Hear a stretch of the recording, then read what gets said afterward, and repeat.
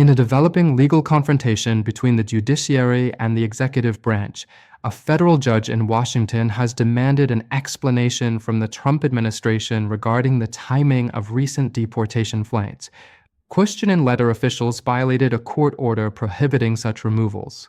The controversy intensified following remarks from Tom Homan, President Trump's so-called border czar, who openly defied the judge's directive. In a televised statement, Homan declared, "I don't care what the judges think. I don't care what the left thinks. We're coming."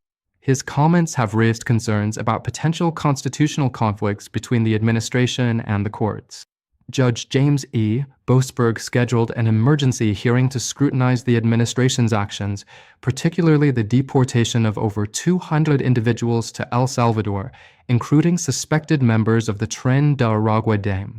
The judge's temporary restraining order explicitly required that any aircraft transporting the deportees return to the United States, regardless of their location at the time of the order.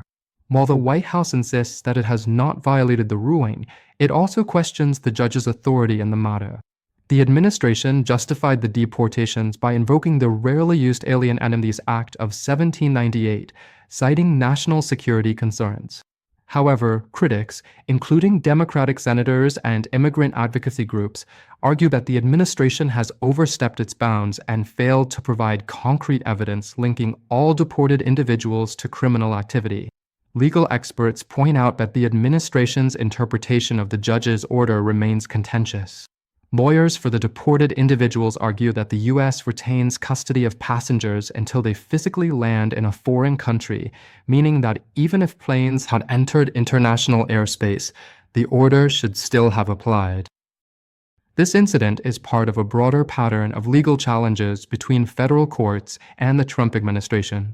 Over the weekend, a separate federal judge in Boston found reason to believe that the administration had deliberately disobeyed an order to halt the deportation of Dr. Rasha Alawi, a Brown University professor who was detained upon returning from Lebanon despite holding a valid visa.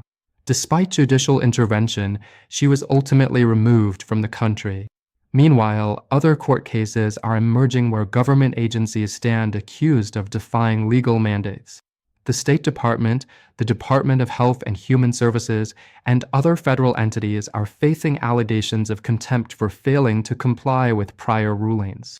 With tensions escalating between the judicial and executive branches, the upcoming court proceedings will be crucial in determining the limits of presidential authority over immigration enforcement.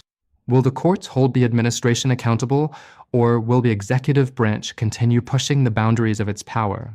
Newsstream will continue to bring you the latest updates as this story unfolds. Thank you for watching Newsstream. If you found this report insightful, please like, share, and subscribe to our channel for more updates. May God bless you, keep you healthy, and strengthen you in all that you do. Until next time, stay safe and take care.